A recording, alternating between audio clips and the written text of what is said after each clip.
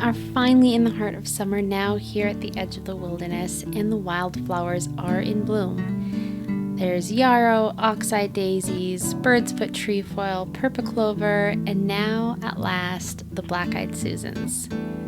It was the first day today that I saw them out and stepped out to appreciate them a little bit, and I just thought they're so beautiful and bright and full of contrast. They've got a lovely hairy stem with some alternating leaves.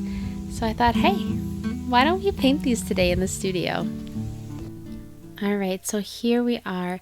I have sort of a funky kind of paper today that I'm using. It's a treated canvas paper for watercolors, and is the only thing I could find, which is why I'm using it, but it does get a little bit strange when it just doesn't accept the water the same way that a high quality watercolor paper can do. But that's fine. Play around with whatever you have. I've sketched out a little bit of a shape with a watercolor pencil, just sort of a slate blue to get the layout right. And now I'm grabbing my yellow ochre and my number 4 round brush, surprise, surprise, and getting just those shapes of the petals. It's really easy, and you can see I have to play around with this a little bit. Once again, this is not normal paper. You will probably have less of a challenging time getting it to flow right, but I'm trying to leave a little bit of space as I see that it's not giving me really the results I want. Leave a little bit of space for some layering and with different petals. I want to have the different iconic views of the black-eyed Susan we have at the top. We have one that's sideways, you know, they got that side profile. We have the one in the middle left, which is the full-on view. And then the right, which is just a little blossom. Couldn't get my greens going right today. It's just one of those days. So I grabbed my my hematite, and this is made of lovely hematite pigment.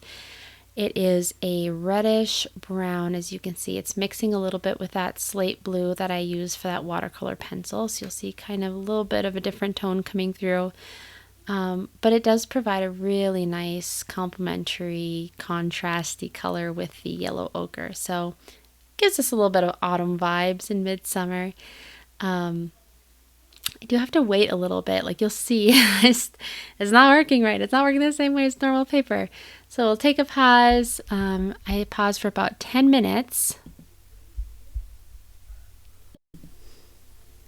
Another fun thing that you can do, you know, if you're finding was maybe too simple, or you want to play with this painting a little bit more, I just grabbed a regular charcoal pencil, and as long as the paper is still a little bit wet, you can get almost like a watercolor pencil effect on your paper. So I'm adding in a little bit of texture.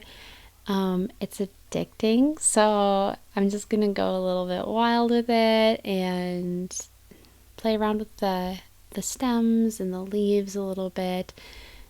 You can dip your charcoal pencil in water if you want. I tried that a little bit on this one, and once again, the paper or canvas or whatever this is that I am creating this piece of art on was non-compliant. It did not appreciate the extra water, which was outrageous of it. You can see it just sort of glooping up. It's not soaking in. It's not happy, and that's fine. And sometimes your art supplies will react against you and get very angry at your experimentation and technique. And that's fine. All I'm going to do is grab my little faithful number 4 round and spread out that color a little bit. I'll do some lifting, smoothing out, just sort of getting those shadows right. I'm just rubbing off the extra water on my fingertip because why not?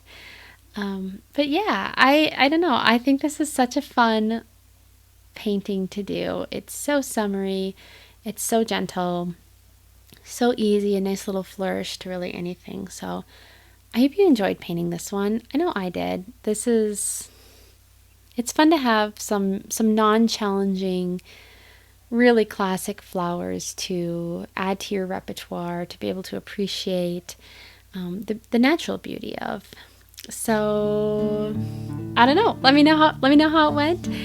Say hi in the comments. Hope you have a lovely weekend and your summer's going well. Definitely stop by the website if you get a chance. We have a brand new Nature's Nook up, which is what I'm currently calling just a little online hub that you can join. I've got some free printables. I have my list of my full list of watercolor supplies that I currently use, and I'm hoping to just keep adding to that little area. Consider it your free resource center for natural art, painting, and inspiration. So I will see you next time.